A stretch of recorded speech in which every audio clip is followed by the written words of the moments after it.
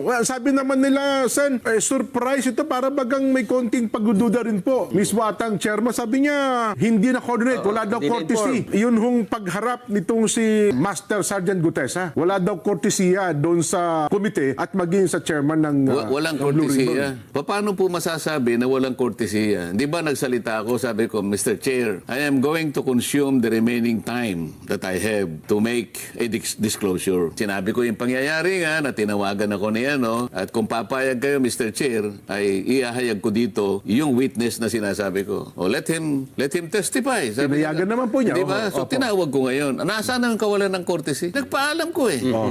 At Hindi ko pumayag na naman biglang po sila. nagsasalita, Mr. Chair, ito po, may ano nyo, iupo nyo rito. Ay, wala naman ganun. Nakikita naman po ninyo ang lahat ng nangyari. Kayo po ang higit na nakakaalam dahil napanood po ninyo pati yung paraan kung paano ko po siya inihayag Oho. sa gitna ng committee.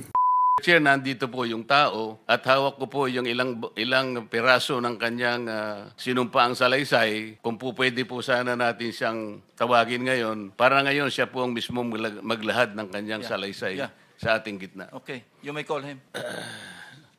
Mr. Chair, I'm calling Mr. Orly Regala Gutesa. Ibig sabihin ni Ping Sen Marcoleta sa courtesy pinabanding mo sana sa kanila ni Soto para makakain sa labas, mag-Netflix at pag may time pa sa malling,